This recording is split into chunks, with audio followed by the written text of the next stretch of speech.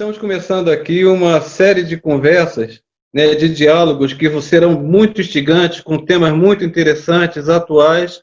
O nome desse diálogo que teremos a partir de agora vai ser Budismo e Sociedade. Ou seja, a gente vai discutir coisas relevantes da sociedade, né, em relação aos seus conceitos naturais e a ótica do budismo em relação ao que vai ser falado. Temos hoje como nobre convidado o Nieliton, né, que é o responsável central da organização da BSGI, do Budismo Nichiren, em Brasília. Né? Eu sou o Bernardes, né, e eu vou intermediar e a gente vai conversar sobre esse assunto. O assunto de hoje que a gente vai conversar vai ser sobre os conceitos de assistencialismo, assistência e o conceito humanista. E, por último, a gente vai discutir o entendimento do pensamento humanista do budismo em relação a essas questões sociais. Beleza? Boa noite, então, Nélito. Boa noite, como é que você está? Primeiro... Ótimo. Então, Nélito, vamos começar a falar sobre a questão, que é uma questão muito antiga, que é a forma... O primeiro, você pode falar sobre o conceito do assistencialismo e depois o assistencialismo, vamos colocar assim, negativo, o assistencialismo como uma ferramenta de manutenção de poder, né? De domínio, de uma estrutura social. Como é que você vê isso? É interessante esse tema, Bernardes. Acho que, para começar um diálogo sobre budismo e sociedade, começando por essa questão assistencialismo, acho fundamental. Eu vejo que o assistencialismo, primeiro que ele é uma ação, seja uma ação de pessoas, de organismos, seja organismos governamentais ou não, instituições, que tem como foco um ponto específico, uma tragédia, né, uma falta de alguma coisa, sempre em função dos desfavorecidos. Só que ele tem que ter um prazo, ele tem que ser filantrópico, ele tem que ser muito pontual. Eu gostei da introdução que você deu em relação à questão de poder, é que passando esse prazo, por exemplo, uma pandemia, uma enchente, um problema sério, por exemplo, de refugiados, de guerra, refugiados em relação a alguma questão. Passou esse prazo e se manteve o assistencialismo, já deixa de ser assistencialismo do meu ponto de vista. Mas o assistencialismo em si, ele é um conjunto de ações específicas de assistências a casos concretos de desfavorecimento de pessoas, de determinadas causas. Só que eu tenho que ser pontual, tem que ter um prazo. O que você acha sobre isso? Sim. E essa ação de assistencialismo, essa ação social, ela não necessariamente ela tem que ocorrer pelo Estado. Ela Isso. Pode ocorrer por outras instituições, pela sociedade organizada ou até mesmo por pessoas. Exatamente. E ela existe em várias estruturas, não é isso? Existem várias estruturas sociais. Uma das formas, por exemplo, que existe essa ação de assistencialismo é dentro da própria estrutura familiar. Exatamente. Correto? Eu acho que a primeira onda é igual você joga uma pedrinha na água, né? A primeira onda é a sua estrutura pessoal, que envolve a família, envolve amigos, né? E essa onda ela vai se estendendo a partir do momento que você não tem essa proximidade. Então é óbvio que existem pessoas que precisam de ter algum tipo de assistência temporária que nem com a família, nem com os amigos pode ter, e muito menos com o poder estatal, momentâneo ali local. Né? Concordo plenamente com você. Não é uma questão de governo, não é somente uma questão de organização, não é somente uma questão familiar, é uma questão genérica. Né? Qualquer ente, seja pessoal, seja organizacional, governamental e por aí vai. É isso mesmo. Uma questão, um dos pontos que a gente ficou de abordar, que é uma coisa que transpassa todas as épocas da humanidade e hoje está muito presente, é a ação de assistência como uma forma de manutenção de poder, de hierarquizar as pessoas ou grupos sociais, né? Então, a gente tem esse tipo de entendimento. Então, a gente teria que pensar até quando uma ação ela se torna uma ação assistencialista benéfica e em que momento ela transpassa isso e se torna uma estrutura de poder. Você cria uma dependência da pessoa que está recebendo assistência. Exatamente, eu concordo. E isso acontece muito quando você não faz com que essa sua ação assistencialista, ela não cria na classe, nas pessoas, na pessoa que você está provendo, a capacidade de sair desse problema. Agora, por exemplo, o Bolsa Família, eu já vejo como um processo assistencialista, né? Porque, assim, são pessoas que têm uma faixa de classe, uma classe social baixa, que realmente não tem condição. Por exemplo, uma das contrapartidas do Bolsa Família é ter os filhos na escola, né? Mas o Estado peca e não corrigiu. O porquê que a pessoa está recebendo? Porque ela não tem emprego, ela não tem renda, né? Agora, será que a contrapartida não seria, você precisa fazer um curso técnico, você precisa fazer uma capacitação que eu vou prover como Estado, mas você tem esse prazo para se capacitar, eu vou te empregar para que você consiga sair. Quando o Estado ele dá a Bolsa Família, aí é uma crítica que eu faço, mas ele não dá contrapartida, seja de capacitação, de formação, e seja de recursos para que aquela região, aquela localidade tenha poder de colocar empregos, né, ou mesmo renda, que não necessariamente através de emprego, por exemplo, um cultivo familiar, né, uma cooperativa artesanal. Quando ele não provê isso, aí sim se torna uma questão de poder. Aí, Justamente. Políticos se utilizam muito disso, né? Inclusive... Exatamente. Você vê que essa questão que você está colocando, como eu sou da área da educação, eu vejo muito bem isso. Uma das questões que foi colocada como um parâmetro de oferecer uma Bolsa Família, auxílio gás, essas coisas, de ter a criança na escola, foi justamente de inibir o trabalho infantil inadequado. Sim, né? concordo. Onde as pessoas colocavam as crianças para vender balinha nos semáforos ou até mesmo pedir esmolas. Isso. Ou mais ainda, o que é pior, que até hoje ainda acontece no Norte e Nordeste, é uma incidência muito alta de prostituição infantil como forma de sustentar uma família.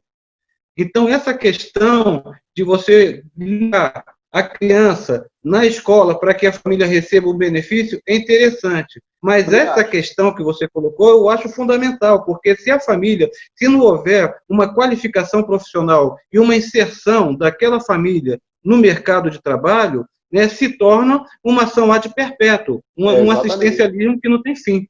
E aí a pessoa fica à mercê daquela estrutura política que fica falando, olha, se eu perder a eleição, você vai perder a Bolsa.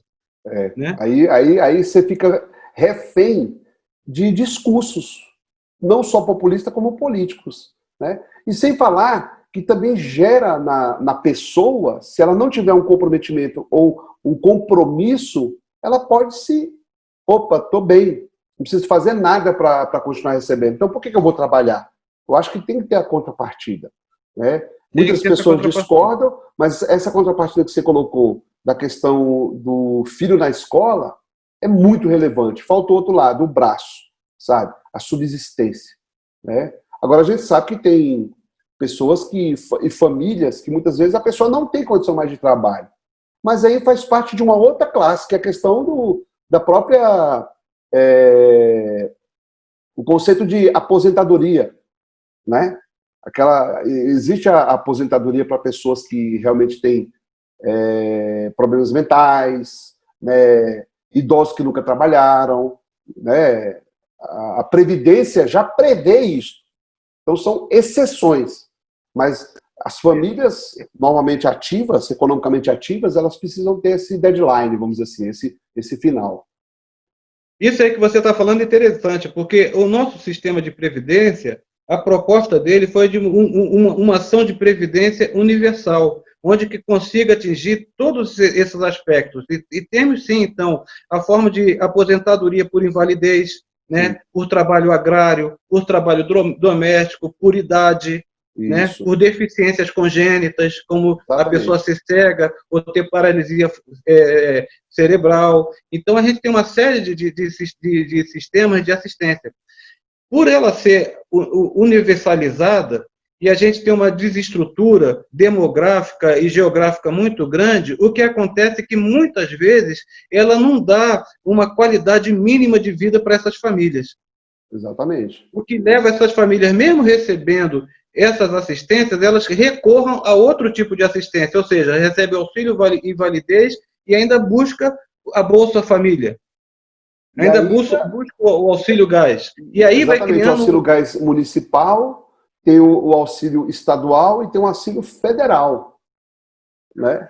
Então, Exatamente. Então, vai criando esse mecanismo, né? É. E o interessante é a gente quebrar essa nuance e entender como isso funciona para não trazer esse tipo de paradigma, de parâmetro, para dentro da nossa sociedade menor, do nosso círculo de amigos, do nosso círculo familiar. Né? A gente vê isso em círculos familiares, vou trazer isso como uma reflexão, a gente vê essa questão de assistência. Uma coisa é você pegar o seu filho adolescente e dar todo o aparato para que ele tenha uma ótima formação educacional e caminhando para uma questão profissional. Outra coisa é você oferecer benesses para o seu filho, né? Quando um casal, um exemplo, um casal é separado, não, vou ficar, todo ano eu vou dar um carro zero para que ele não fique, ele não deixe ficar comigo e vai ficar com a mãe dele.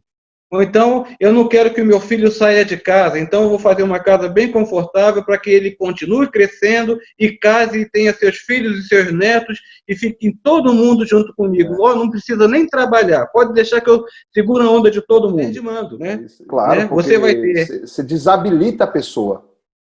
Totalmente, totalmente. Você cria uma dependência crônica, né? né? Analisar, tem tantas vertentes, né, Bernardo? Se a gente analisar, tem tantas vertentes, né, o conceito de que se aplica ao assistencialismo. Né? Você vê que das épocas que começou a usar isso como uma ferramenta de poder muito eficaz foi na época do Império Romano, né, que tinha aquela máxima, dê ao povo pão e circo. Pão e circo.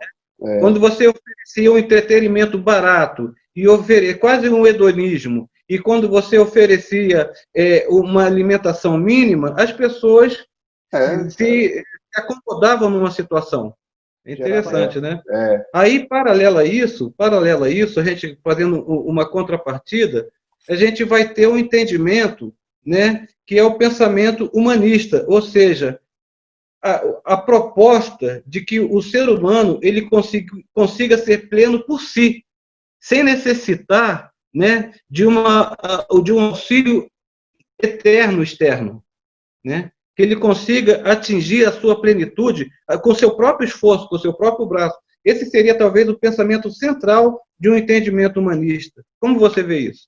E acho que é uma forma até de a gente explorar melhor, né? Porque a gente não está falando de economia, muitas vezes não tem nada a ver com política, tem a ver com a característica onde essa pessoa vive. Então, por exemplo, no lado ocidental, existe o conceito ali do social, né, da subsistência, mas existem muitos povos que não têm.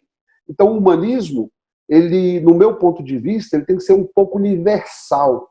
É fazer com que a pessoa, primeiro, identifique o seu real valor e, uma vez identificado, qual que é o seu papel nessa sociedade que você vive, seja ela de qualquer característica, né?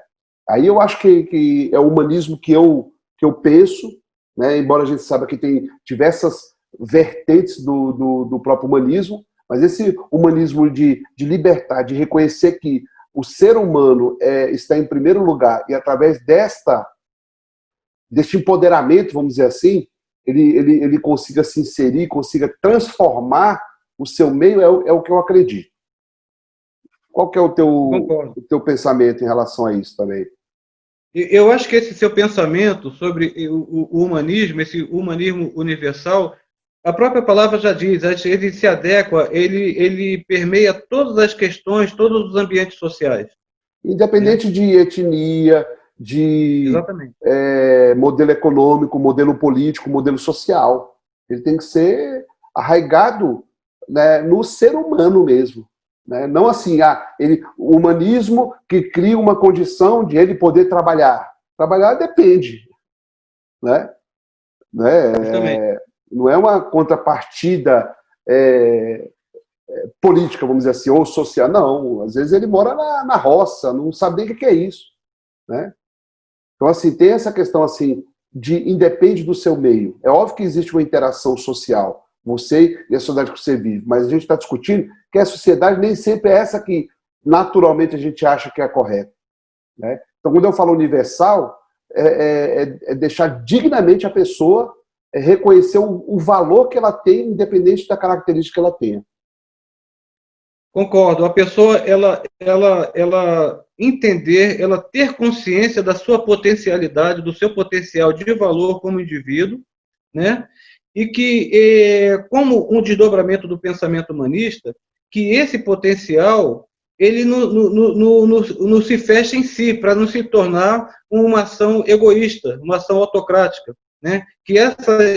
Esse processo de identificação e de autonomia crie também um valor social para os pares que ele esteja, no ambiente que ele esteja vivendo, né?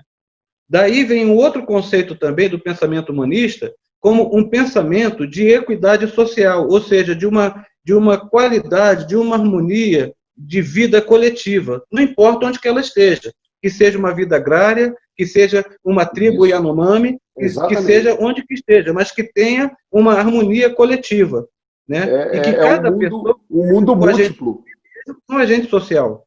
Um mundo múltiplo, essa multiplicidade de características, né? Étnicas, raciais, religiosas, independe. E olha que todas essas características afetam demais a formação da pessoa, né? Então, demais. Eu concordo que esse tipo de humanismo é muito pouco falado, né? Se você, eu sou humanista porque eu ajudo, eu sou humanista porque eu apoio, que eu entendo essa causa, eu entendo aquela causa. Eu não concordo com esse tipo de humanismo. O humanismo é uma coisa muito mais ampla. É você fazer com que a pessoa entenda, com que a pessoa se transforme, a partir do interior dela. Não você entender as angústias do outro. Isso daí é compaixão, vamos dizer assim, né?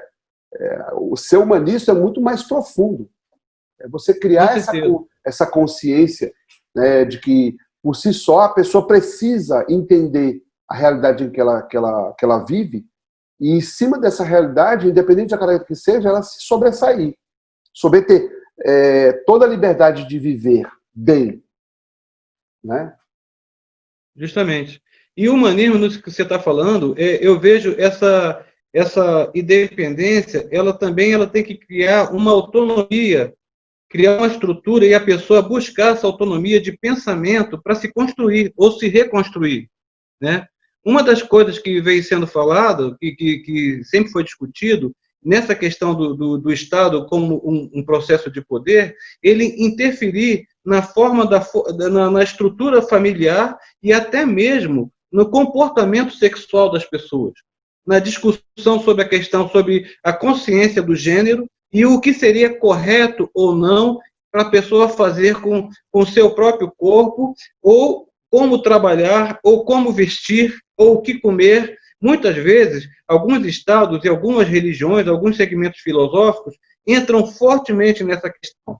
Você, para pertencer a esse grupo religioso, você não pode usar esse tipo de roupa, você não pode ter essa formação familiar, não pode ser uma formação, por exemplo, homoafetiva, ou então você não pode usar maquiagem, ou você não pode comer carne, né? E esse tipo de dogma, né, foi uma das coisas também que o entendimento do humanismo veio buscar a quebrar, né? Como a gente estava comentando anteriormente, o pensamento do humanismo renascentista, uma das principais coisas que ele fez foi tentar quebrar, né, o domínio dogmático, o domínio teocrático, né, de segmentos religiosos em relação a toda uma população. Eu acho que é fazer com que a religião tenha mais cunho, não é cunho social, né, tenha menos dogmas nesse sentido, né, de aceitar, inclusive, a evolução do pensamento, né? Não que assim, essa religião, por ter regras, ela é errada, ela não é humanista. Não, mas é um costume, é uma regra criada, não é uma regra imposta, você não é obrigado a ter aquela religião, né? Mas quando você tem, você faz parte daqueles costumes.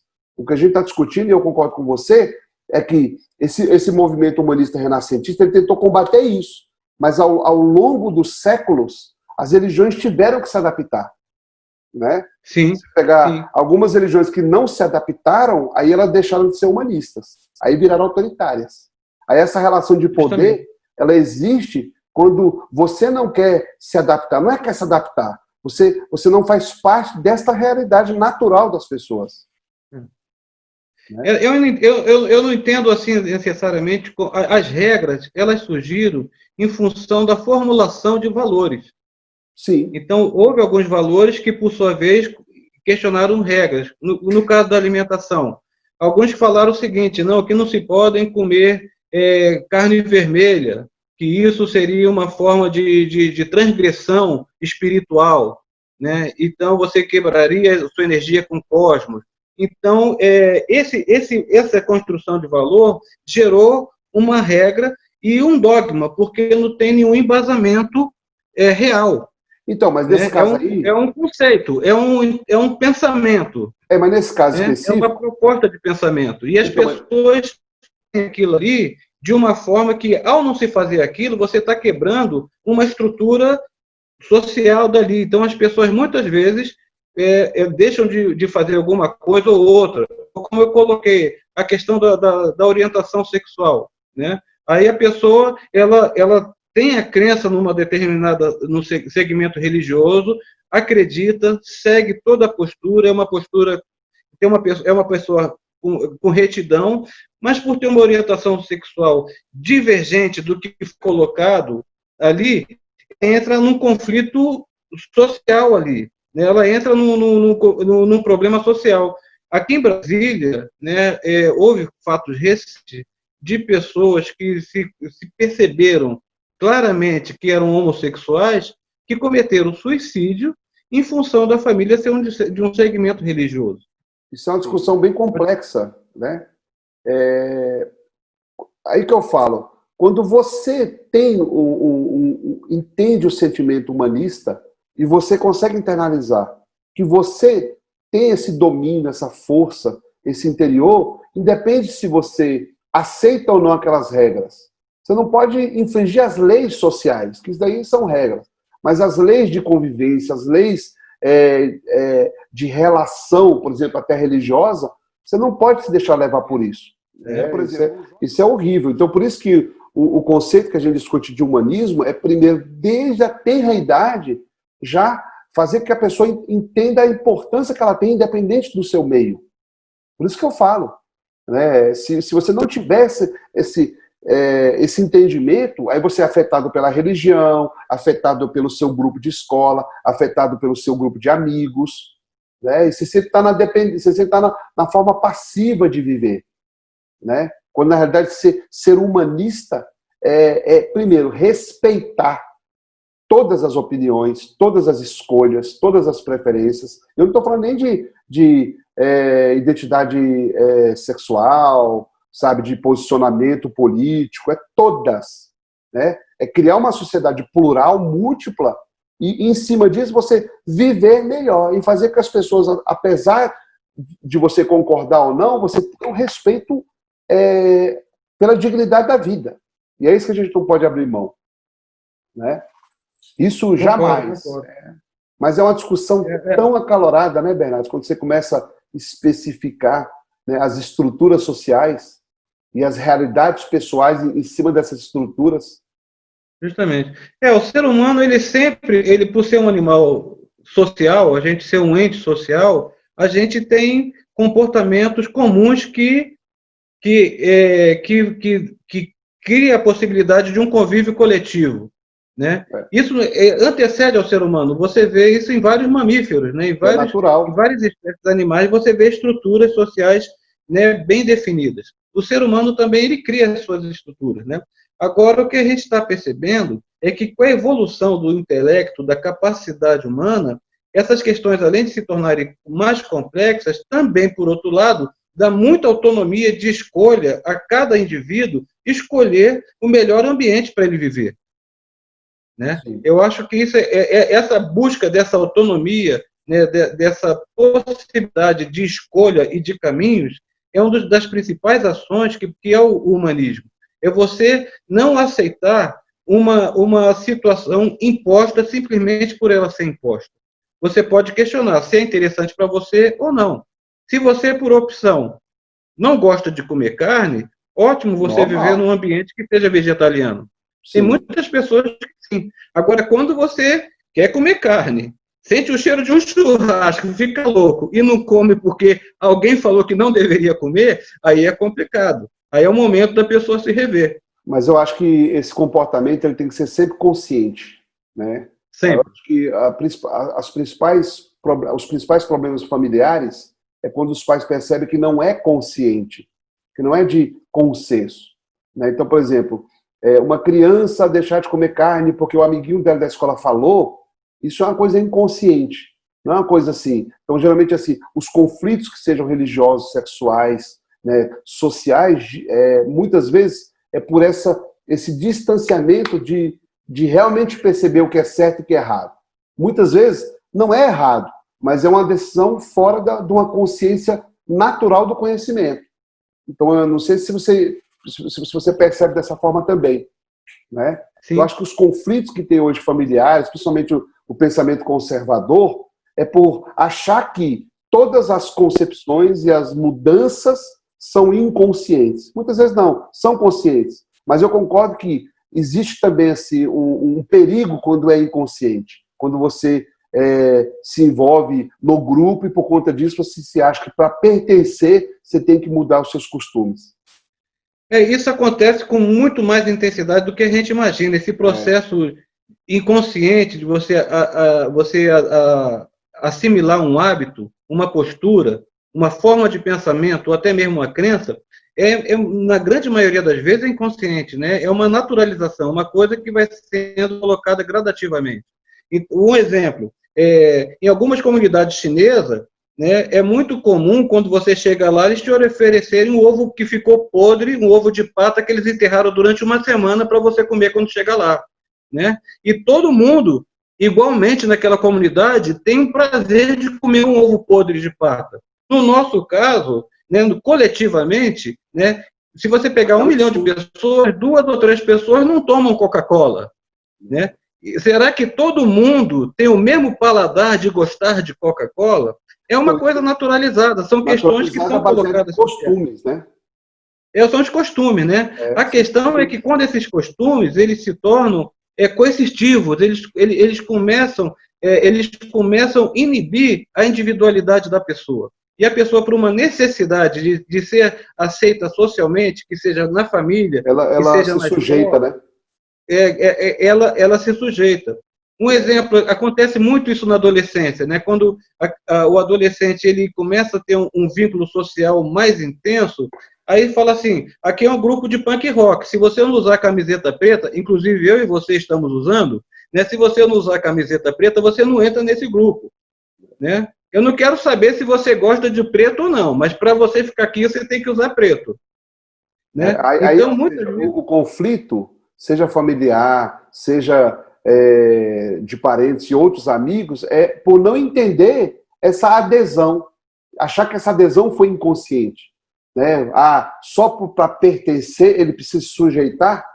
Né? Por isso que, se você criar desde cedo uma vida livre, consciente, humanista, você não sofre com essas questões. Aí é a pessoa que é passiva e a pessoa que é ativa. Naturalmente você vai percebendo as diferenças desde a juventude, desde a adolescência. Né? Como as crianças reagem, os adultos reagem às imposições sociais diversas, é baseado nessa formação pessoal. Agora você entrou numa questão russoriana. Você entrou numa questão que, uma vez o ambiente se modificando, o indivíduo ele começa a seguir um caminho. Então, você colocou uma questão interessante. Quando uma criança ela já é criada, direcionada nesse sentido, já vai se tornando um indivíduo livre. O problema é que essa criança é criada por adultos que passaram por processos que talvez se sentiram como inconscientes, ou eles estão assim, insatisfeitos com o próprio ambiente que eles vivem. Sim. Né? Então, essa quebra, ela também ela deve ou pode acontecer em qualquer momento da vida da pessoa. Sim. E não necessariamente na questão da criança. Então, mesmo hoje, uma família que se constituiu, que tem seus filhos com 7 anos, ou seus filhos com 17 anos, os pais também, eles podem se impor essa necessidade de buscar essa autonomia, essa liberdade de pensamento. Sim, mas aí é a célula minúscula de convivência inicial, de costume pessoal, que é a família, não tem jeito, né?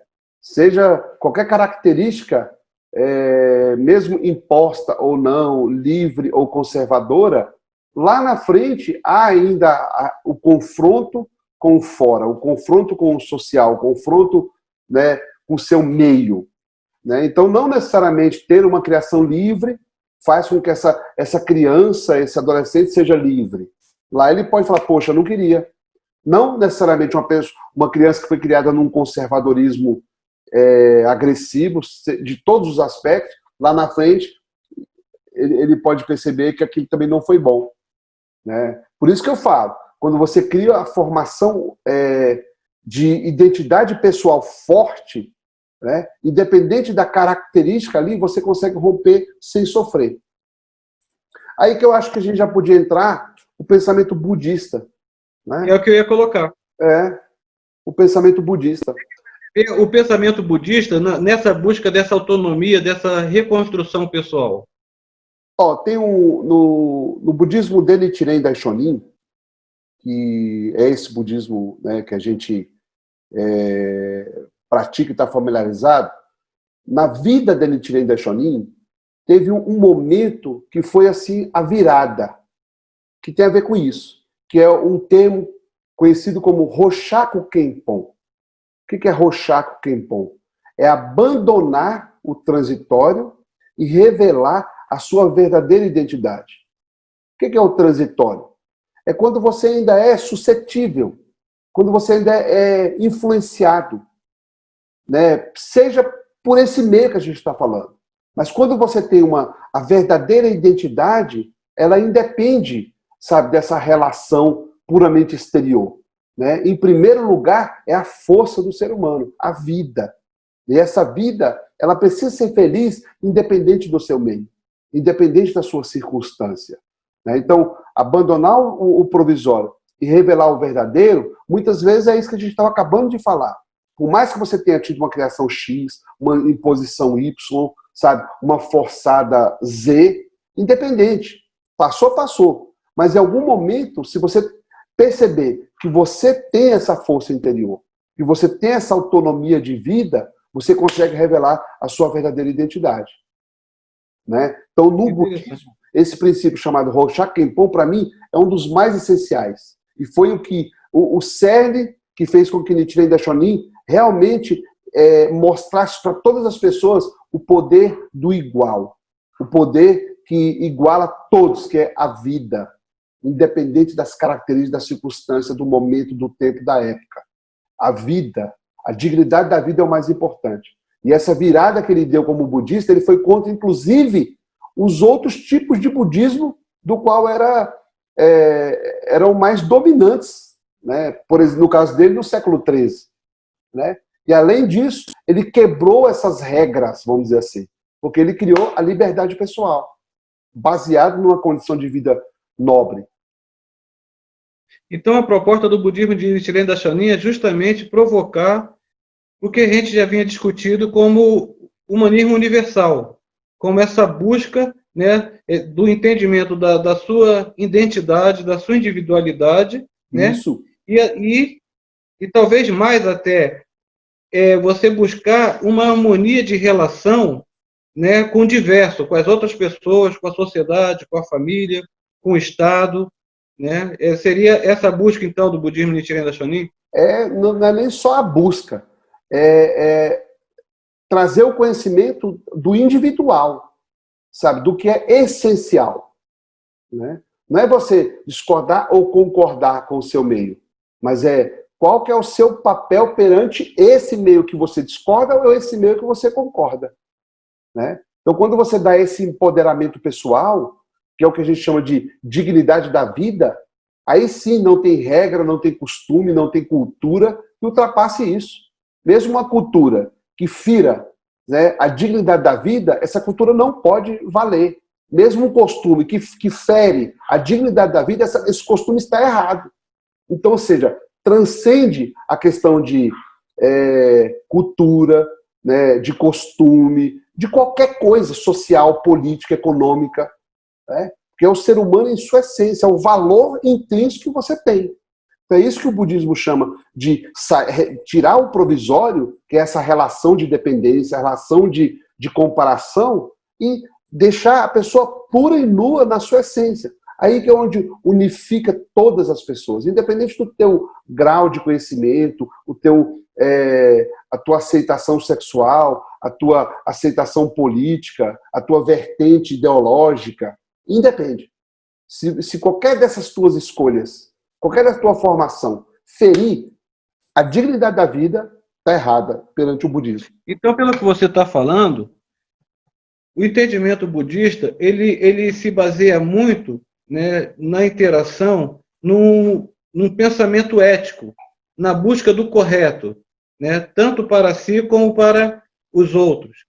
Mas também, pelo que você está falando, o budismo ele busca também uma criticidade, um entendimento crítico, um entendimento real do que você é e tentar também ter um entendimento claro do que está em torno de você. Perfeito. As pessoas confundem Seria isso, muito, então? né, Bernardo? A questão ética e a questão moral, né? O ético é quando realmente tudo que você é, que você sente, que você pensa, que você faz, tem a ver com o seu meio, com as pessoas que você se relaciona, né? Então, seja pensamentos, as tuas palavras, as tuas ações, que é um tripé que é onde as pessoas se relacionam com o seu meio, é ético nesse sentido, de que tem uma reverberação positiva ou negativa de acordo com a sua postura e seu comportamento, né? Mas não tem nenhum tipo de regra, nenhum tipo de assertividade, filtro. Pelo contrário, primeiro, basear nesse entendimento e saber que se você se respeitar, se você se entender como uma pessoa digna, você também tem que reconhecer isso no outro, né? O budismo, então, ele tem um conceito interessante. O budismo de Nichiren Daishonin, ele não se baseia em nenhuma proposta de comportamento pré-estabelecido, ou seja, algumas regras que, a não ser feitas, se tornam pecados. Ele não se coloca... Exatamente isso. Né? Você não coloca você numa linha do bem e do mal, do amor, do ódio, do céu, do inferno, né? A linha dos contrários. Pelo contrário. Por isso que existe, inclusive, o caminho do meio. Muitas vezes a fome e a fortuna não é bom. E muitas vezes a pobreza e a escassez não é ruim. É como a pessoa está, como a pessoa reage a isso que ela tem, a isso que ela faz, a isso que ela pensa. Né? É você dar poder à sua verdadeira identidade, na essência do ser humano. Isso, assim, é crucial e matador em termos de pensamento de coletividade e individualidade. Nesse pensamento seu, o Josei Toda ele falou uma coisa muito interessante. Ele falou o seguinte: em algumas vertentes religiosas anteriores, falava o seguinte: não faça ao próximo o que você não faria a você, né? Mas no entendimento do budismo Nichiren Daishonin, não faça ao próximo o que é ruim para o próximo, e não necessariamente para você. Né? Ou seja, se eu gosto de comer açúcar e ofereço açúcar para quem é diabético, né? É uma coisa boa, uma ação boa, o sentimento bom, que tem um efeito ruim. E um efeito ruim. Então, eu não posso ter parâmetro, né, somente em mim, nas coisas que eu vou fazer ou provocar socialmente ou nas outras pessoas. Eu tenho que ter uma interação do que é bom para mim e do que é bom também no coletivo, do que é bom para as outras pessoas. Que muitas vezes tem essa diversidade, né? Não é necessário, não necessariamente o que é bom para mim que vai ser bom coletivamente. Existe um princípio também, Benaz, que é exatamente o que você está fazendo, que você está falando, que é chamado de Koserufo, que não é uma utopia de ter uma paz mundial, de ter uma harmonia universal, não é isso. O Koserufo é um termo budista que fala que se você se tornar uma pessoa feliz, é o primeiro passo para que você consiga, né, reverberar essa felicidade aos outros. Né? Então, quando você reconhece que somente a partir da sua transformação, né, o que a gente chama de revolução humana, da sua felicidade é que você consegue, então, essa felicidade, a paz utópica que as outras pessoas não consegue entender. Né? Então, aí há a interação, você e o seu meio.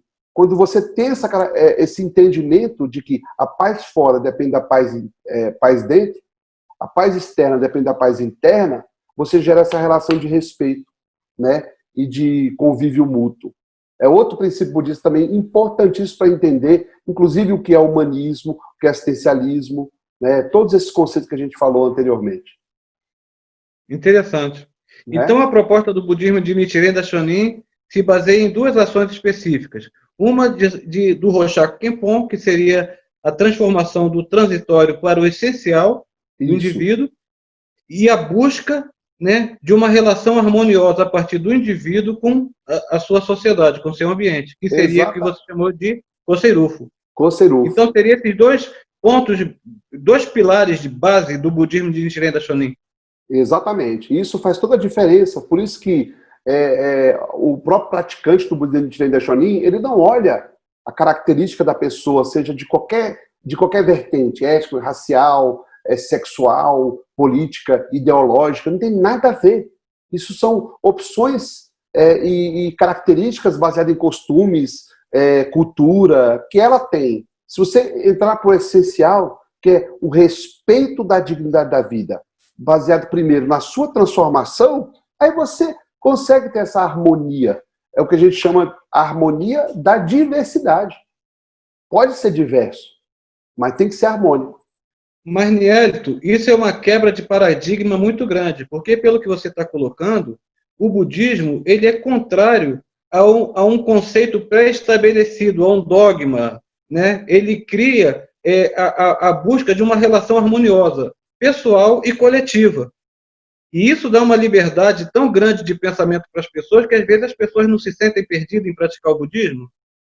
Ou seja, você entra numa filosofia onde você não tem um pecado para evitar, você não tem um hábito para seguir, uma regra pré-estabelecida de algum lugar. Você entra num lugar onde fala assim, agora é você consigo mesmo. Exatamente. Isso deixa as pessoas perdidas em relação para entrar no budismo? Não todas, mas a grande maioria, porque já tem uma dependência de ter alguém ditando, de alguém formatando, de alguém construindo, de alguém, né? Enfim, o budismo, ele está preocupado se você sofre ou não, se você entende ou não, né? Por exemplo, uma vez eu estava dando uma palestra, um jovem me fez uma pergunta, como que o budismo vê o homossexualismo? Aí eu falei, o budismo tem que ver o que é homossexualismo, não tem nada a ver com isso.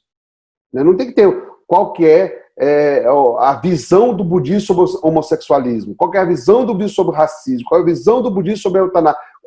Não tem, porque ele está na essência do ser humano. Isso daí são questões, seja de qualquer outra ordem, ele não entra. Aí eu falei, mas qual que é a questão? Né? Eu falei assim, não, mas existe uma discriminação social, existe uma discriminação social, tem que combater essa discriminação social. O budismo ele entra na realidade da própria vida. Agora, por exemplo, eu sou homossexual, mas eu não quero ser, eu sofro com isso, não sei que tendência que eu tenho. Se é uma questão existencial da pessoa, aí ele se utiliza do budismo para não sofrer.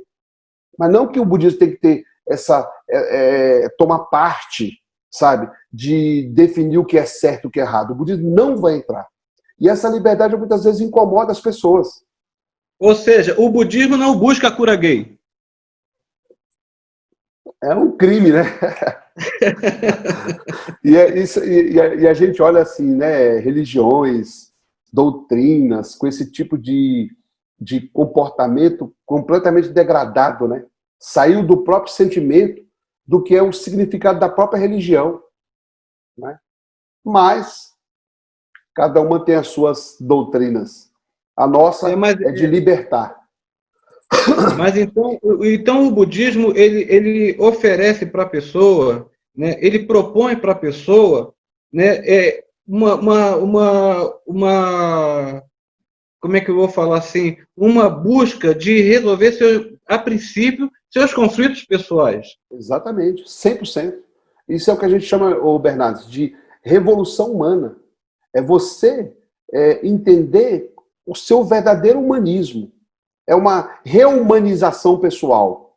de você dar valor àquilo que é essencial, não transitório, não passageiro, não costumeiro, né? É você ter a real certeza de que na sua vida existe o bem, o belo, o bom, sabe? O correto, em essência, sem estereótipos, sem envolvimento pelo seu externo, né? Então, se você tem essa compreensão do seu valor, da sua dignidade, independe do que os outros acham, das características que você que te impõe, e por aí vai, né? Então, a pessoa ela não precisa, então, buscar padrões externos para ela se construir, ou seja, numa sociedade onde todo mundo tem um corpo magro, atlético, eu tenho que me tornar um atleta também, né? Eu tenho que ficar uma pessoa, se eu não frequentar uma academia e ter um corpo atleta quando eu tiver 23 anos, então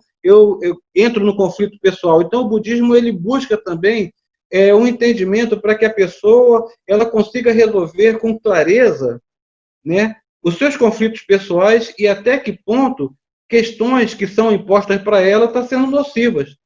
Às vezes, questões externas também são positivas. Quando você vê uma campanha de uma sociedade que fala que para evitar o tabagismo que está provocando câncer, é uma ação interessante. Sim. Né? Mas quando você fala que todas as pessoas têm que ter um corpo atlético aos 23 anos, já é uma imposição muito draconiana, muito forte, que muitas vezes leva pessoas a conflitos pessoais, a tomar remédios terríveis para emagrecer, e muita gente até morre por isso. Né? Então, talvez, pelo que você está falando, o budismo ele busca também essa clareza de entendimento. E como é que o budismo entende a clareza de entendimento, essa busca da revolução humana? Qual é esse conceito de clareza de entendimento que o budismo tem? Bom, se você pegar, por exemplo, a história do budismo, né? O budismo tem algumas dicas, vamos dizer assim, fundamentais. O budismo foi fundado, né, por um príncipe hindu, um príncipe, que tinha tudo. E ele, de certa forma, abandona esse título de poder, de hierarquia, de dinheiro, de fortuna, e vai ter uma vida errante. Não errante porque a religião tem que seguir um caminho isento, errante, fora disso. Não, mas que no pensamento dele, para a construção de um corpo, para a construção de uma mente, quanto menos influência você tem do seu externo, né, melhor para essa busca interior. Então, se você pegar assim, por exemplo, eu nem falo, Bernardes, que o budismo ele é contra alguma indução estereótipa de formação física. Não é bem assim. Depende. Se essa pessoa estiver numa cultura, numa característica de costumes, isso foi imposto, faz parte daquela característica dela. Agora não. Se ela está numa sociedade que realmente impõe por questões comerciais, por questões, né, financeiras, por questões de indução tecnológica, alguma coisa, aí sim, eu acho que já é um perigo. Mas ainda assim, o budismo não vai entrar nisso. Ele vai te levar por um pensamento isento dessas interpretações, dessas induções. Né? Até que ponto isso é bom para mim? Exatamente. Ele vai te dar essa consciência. Agora, nada impede que uma pessoa possa aderir a uma imposição dessa, no caso específico que você explicou, e também nada impede que uma pessoa seja contra. Né? Seja uma violada, seja uma induzida, seja uma por escolha pessoal. Ele não vai entrar nesse mérito. Ele vai te explicar o seguinte: a vida é mais importante. Então, por exemplo, se você quer ter saúde, certo? É natural que você precise ter um exercício físico, é natural que você tenha que ter uma alimentação saudável. Isso não tem nem a ver com religião, mas você ter essa consciência pessoal essa de respeito à sua própria vida é onde o budismo entra. E acho que onde as religiões deveriam incentivar. Mas ainda assim, ele não entra nesse aspecto de época. Então, por exemplo, isso é uma questão de época contemporânea. Aí lá no século III, no século II, no século I, existiam essas questões? Não. Por isso que o budismo ele foi formado da pessoa para a pessoa. Né? Ele está mais preocupado com o seu interior mesmo. Tanto que hoje a própria sociedade está vendo no budismo não um modelo religioso a se praticar. Né? Existem pessoas que têm a sua própria religião e usam o budismo para se centrar. Meditação ativa, controle da mente, né? Controle da consciência, respeito ao próximo, essa dualidade de entender que você precisa entender o outro. Não entender o outro por si só, mas a partir da sua experiência pessoal. Então, pessoas hoje estão utilizando o budismo independente do conceito religioso. Existem pessoas que têm sua própria religião, mas se utilizam desse conceito budista do respeito, da tolerância, da dignidade, né, da consciência, do controle corporal, do controle respiratório, sabe, da concentração, para se beneficiar. Né? Você tem ideia como é tão interessante. Ele está ultrapassando até mesmo o dogma religioso, porque no budismo não tem dogma. E dogma não fala de deidade, não, mas são rituais, sabe? Conceitos que também te tira do natural. É complexo, mas no fundo é simples. Então a proposta do budismo não é baseada em dogmas pré-estabelecidos, é baseado justamente nesse entendimento mais amplo de tudo, de si próprio, das outras pessoas, dessa relação. Por isso que as pessoas confundem muito, né? Por exemplo, budismo vem de Buda. Buda é uma divindade? Não. Buda é uma realidade de vida. É uma condição interior. Aí, por conta dessa má interpretação, as pessoas foram achando que existem dogmas, existem santos, Deus, Buda é uma espécie de Deus. Não. Quando você fundamenta a doutrina numa característica fundamental, que é iluminação, aí sim é o verdadeiro conceito de Buda, e que o budismo ele te faz buscar esse Buda dentro de você, que é esse estado de iluminação, esse estado de clareza, esse estado de sabedoria suprema. Você tira todas essas veias, essas regras, esses rituais, esses dogmas. Porque não, é a procura da sua própria essência que já é iluminada. Então, essa busca da essência, esse termo iluminação, não é nada sobrenatural, não é nada fantástico. É quando você já está ludibriado. É uma postura, é um exercício de ação, é um hábito que você vai desenvolvendo, vai adquirindo, é uma condição que você vai se propondo a ter. Exatamente. Por exemplo, por que você sofre? Né? Geralmente você sofre por comparação. Ah, eu não tenho uma casa, eu não tenho um marido, eu não tenho um emprego, eu não tenho saúde. Você começa a sofrer por aquilo que você acha que ter ou não ter faz a diferença na sua vida. Né? Então, o que é iluminação? É você tirar esses estereótipos. Que você não depende, para ser feliz, de você ter, ou ser assim, ser assado, ter isso ou ter aquilo. Né? Então, iluminar é você tirar exatamente essas influências externas da sua vida. Não que você agora vai viver numa caverna, sem isso, sem aquilo. Não é isso. Mas é você perceber que tudo faz parte. Agora, o não ter ou ter faz sofrer, isso é ruim para a sua vida. Ele te faz ter essa clareza. Por isso que é voltar à sua própria essência natural da vida. É impressionante esse conceito. Mas é interessante esse caminho, porque o que você está colocando é uma questão tênue. Ou seja, a questão de ter é uma questão secundária a uma felicidade do pessoal. Mas ela também tem que ver um ponto que ela não pode chegar num limite de não tirar a dignidade humana. Uma coisa é você não ter uma mansão. Outra coisa, você morar embaixo de uma ponte, com todas as intempéries que ela oferece ali, sim, tanto de segurança como de saúde. Né? Então, esse limite, que é interessante, que talvez seja o que você está falando, seria esse limite, então, o estado de Buda, a condição de Buda, ou seja, você perceber, né, o que realmente não é essencial, mas e também entender o que é essencial. Exatamente. Ou seja, a busca da saúde é uma questão essencial. A busca de uma harmonia social com as outras pessoas, com a sua família, seu ambiente de trabalho é uma questão essencial.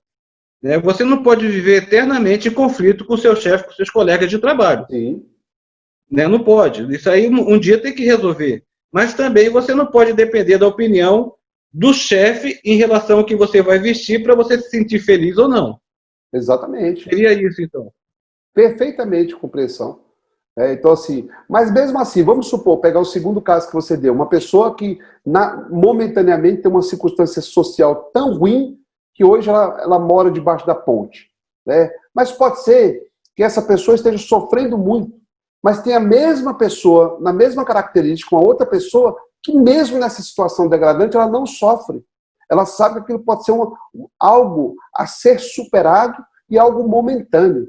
Então não tem a ver, Bernardo, simplesmente em Desde que ela entenda, então, que essa falta de dignidade humana pode ser superada. Exatamente isso. Então não é assim, se ela tem ou não tem dinheiro, se ela tem ou não tem saúde, se ela tem ou não tem uma classe social específica.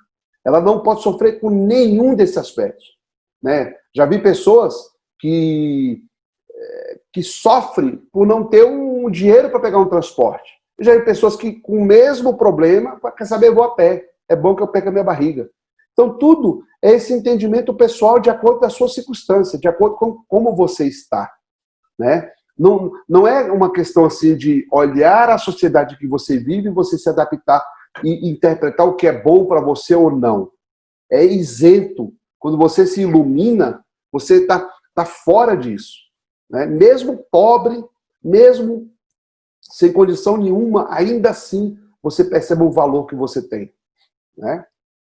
Então, a pessoa, ela, independente da diversidade que ela esteja, da intempérie que esteja passando, do sofrimento, da limitação, ela pode se tornar uma pessoa plena e feliz. Exatamente. O budismo ele não está para problemas. E como é que o budismo seria isso? Como é que o budismo seria isso a condição de Buda? Ou seja, você não sofre com essa intempérie, mas também você não se acomoda a ela. Exatamente. Né? O que o budismo chama de caminho do meio, né? É o equilíbrio da vida. Né? Nem aquilo que você acha que é bom pode ser bom, e nem aquilo que você acha que é ruim pode ser ruim. Né? É quando você cria o equilíbrio da sua própria vida. E esse equilíbrio ele começa a ter uma sabedoria perfeita, a ter uma clareza em relação ao que acontece. Isso que, de fato, é a base do budismo, que ele chama de Buda. Agora, pela sociedade já ter um conceito dogmático, ritualístico das religiões, eles colocam tudo na mesma panela, mas não é. O budismo é a liberdade plena. Né? O que você está colocando, vou dar uma pequena experiência pessoal que aconteceu comigo. Teve um período da minha vida que eu morava muito longe de onde eu estudava. E eu gastava no ônibus, gastava de transporte, entre esperar o ônibus e chegar no local, dentro do ônibus, eu gastava em torno de 1h30. E assim era para ir e era para voltar. Então eu tinha por dia, nesse espaço de trânsito, 3 horas por dia. Foi um período que eu utilizei para ler. Eu lia diariamente, durante anos, 3 horas por dia. Né? Hoje, tendo carro, eu não leio nem a metade disso aí, porque outras coisas ocuparam o meu tempo, né? E eu não leio tanto como eu lia nessa época. E nessa época eu era extremamente feliz, porque eu adorava ler. Então, a pessoa que, por exemplo, nessa situação, ela projeta que o objetivo do meu trabalho é comprar um carro. Aí compra o carro e se torna infeliz. Perde a formação, perde o tempo. Né? Então, o budismo não vai entrar nisso. Ele não está para problema, para dificuldade, para obstáculo. Ele está para sofrimento. Né?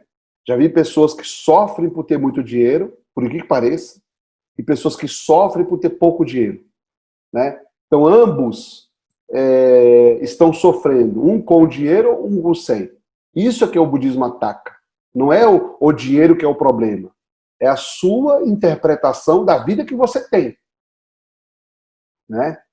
E é isso que é fundamental no budismo. Ou seja, é o retorno da essência. Ou seja, então, sem criação, sem nada místico, pelo contrário. É você ser feliz, ponto.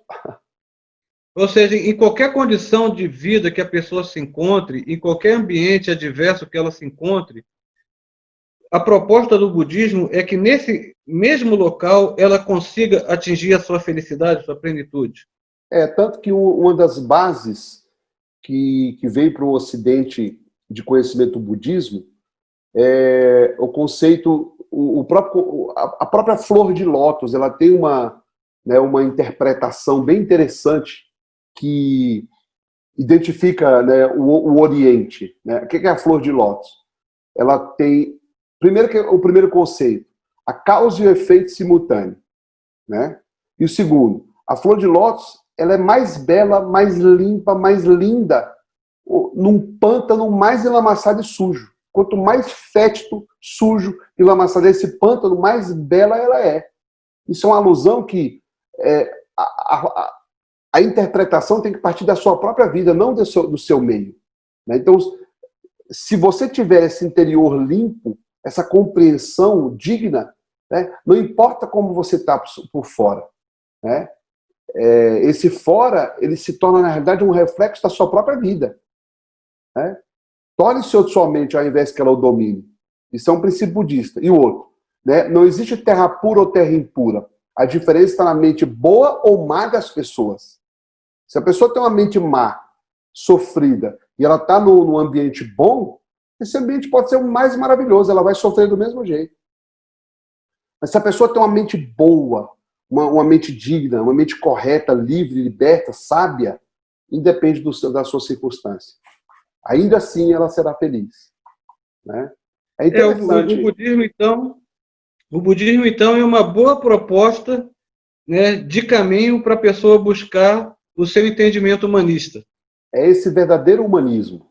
Por isso que uma máxima da prática budista é você fazer uma revolução humana. Né? É você se revolucionar. É você se rehumanizar. Sabe? Tirar os enxertos que te faz criar diferenças, comparações. Né? É você voltar para a essência do ser humano, que é a dignidade da sua própria vida. E isso reverberar, nunca pode perder isso, com que a influência que nós temos que ter com o nosso meio e com as pessoas. Ele nunca é sozinho. Agora, pelo que você está falando também, o budismo ele exige que a pessoa não tenha uma postura passiva, né? Uma postura meramente contemplativa. Vou dar um exemplo. Eu tinha uma tia que ela fazia o seguinte, ela tinha uma série de problemas, de questões pessoais, e o que ela fazia? Toda segunda-feira era o dia das almas. Ela acendia uma vela para as almas atrás da porta e ela mesma ia ver televisão, ia ver a novela. Porque a vela e a alma ia resolver o problema dela. Opa, né? Já fiz o meu ponto, né? Já fiz ali, já acendi minha vela para a alma. O que você está falando, então, então o budismo ele não admite, ele não postula essa postura meramente contemplativa, passiva. Nada. Ele exige da pessoa uma ação. Uma razão e uma ação. É mais profundo ainda do que somente a ação. É ter uma razão e ter uma ação. Isso andar junto. Então ele já parte de que a pessoa tenha um objetivo, um caminho, uma meta, um foco. Não é nem objetivo, meta, foco. Ele expande um pouquinho mais. É propósito, é missão. Né? Porque às vezes quando você tem uma meta, um objetivo, se você não concretiza, você sofre. Olha que interessante, né? Objetivos são coisas palpáveis. Meu objetivo é comprar um carro, uma casa, casar, estudar, formar. Quando você parte para missão, para propósito, tem a ver com vida. Que aí independe. Né? Ou seja, para o budismo, essas coisas que são relativas a metas e objetivos não precisa nem ser budista. Qualquer pessoa consegue.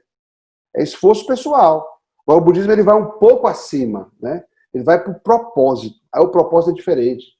Por que eu quero ter um carro? Por que eu quero ter uma casa? Por que eu quero ter uma formação? Por que eu quero casar? É a resposta disso que te torna infeliz ou feliz. Né? Então, quando o seu propósito é digno, qualquer objetivo que você tenha, qualquer meta que você tenha, se torna também digno. Um objetivo, uma meta sem propósito te leva necessariamente à infelicidade. Porque o dia que você perder isso, você sofre. Então, a pessoa, ela praticaria efetivamente o budismo a partir do momento que ela tiver o entendimento de ter uma proposta. Não, ela pratica para ter esse entendimento. Não ela pratica o budismo só quando tiver o entendimento. Pelo contrário, ela vira budista e começa a aprofundar o que é mais relevante em sua vida, que é exatamente a sua missão e o seu propósito, entendeu? Então, essa proposta é um entendimento, é um esclarecimento que a pessoa também atinge a praticar o budismo. Exatamente. E esse é o objetivo. Fazer com que a pessoa entenda qual que é a realidade da sua vida, qual que é o objetivo da sua vida. E o que isso tem a ver com o seu meio e com as outras pessoas. É esse aprofundamento. Né? Mas isso exige da pessoa uma ação proativa, uma ação dinâmica. Ela não pode ter uma ação contemplativa, passiva. Alguém olha por mim, alguém faz isso por mim. Quando ela começa a reconhecer isso, essa dignidade, esse entendimento, essa sabedoria, mesmo que ela tenha uma postura natural passiva, ela começa a perceber que isso é errado. Então ela começa a ter ações positivas com base nesse propósito. O problema das pessoas hoje é que eles não têm propósito, Bernardes. Né? Que eles não têm missão. Eles vivem ao léu do que a sociedade impõe, ao léu do que a cultura impõe, ao léu do que os costumes impõem. E por isso que, se ele está na onda, ele está bem, se ele está fora da onda, ele está mal. O budismo é isento de tudo isso. Ele te dá, primeiro, o entendimento da dignidade da vida. Né? E ele tem uma doutrina que te faz pensar, te faz controlar, ser sábio, ter controle da sua mente, da sua consciência, ter uma razão de qualquer ação que você tenha. E isso faz você ter esse propósito de ter ações condizentes para você se tornar feliz e fazer outras pessoas felizes. Né? Porque às vezes ação sem propósito, uma ação sem missão, se torna uma ação que pode beneficiar você, mas não beneficiar as pessoas. Que pode beneficiar as pessoas, mas ao mesmo tempo não beneficiar você. E quando uma ação é baseada em propósito, existe essa mutualidade de benefício. É bem interessante. Então, apresentando o budismo para uma pessoa, para que ela conheça, para que ela tenha um entendimento, o que se propõe para ela é o seguinte, pelo que você está falando. Primeiro, que ela esteja disposta a buscar, a eliminar de si seus sofrimentos. 100%. E o segundo, correto. E o segundo ponto, que é para isso que ela comece a buscar uma postura positiva, uma postura de ação, né? Que ela traga para si as rédeas da busca da eliminação, da correção do seu sofrimento. Exatamente. E não passar isso para a mão de alguém. E não achar que isso o sofrimento dela é culpa de alguma coisa ou de alguém, de algo. Não é. Né? Se ela, com a prática do budismo, ela vai começar a ter esse entendimento, que não existe essa dependência de sofrimento. Né? Todos os fenômenos, de acordo com o budismo, são interdependentes. Porém, a base da mudança começa aqui.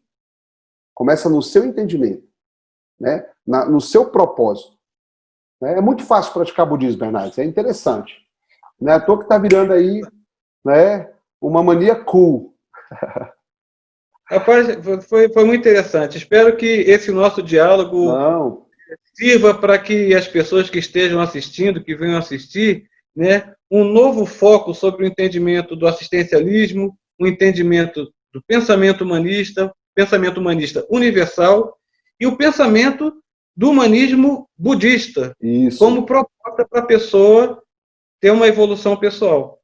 Exatamente. Gostei também demais, Bernardes. Com certeza vão surgir muitos temas interessantes e essa correlação, com certeza, só faz com que não só a gente se beneficie, claro, né, de compartilhar conhecimento, aprofundar o conhecimento, mas como as pessoas aí que estão assistindo com a gente. Né?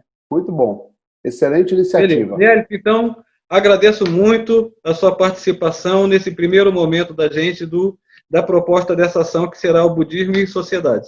Maravilha. Muito obrigado. Vamos convidar mais pessoas nas próximas vezes, né, bom? Combinado, então. Você está convidado como um eterno participante nosso aqui. Então, nós dois fechamos o pacto, eu e você. Fechado. Combinado, fechado. Tá bom. Obrigado, Bernardo. Se cuida. Tudo de bom. Então, né? Um abraço, pessoal. Até logo, gente. Tchau.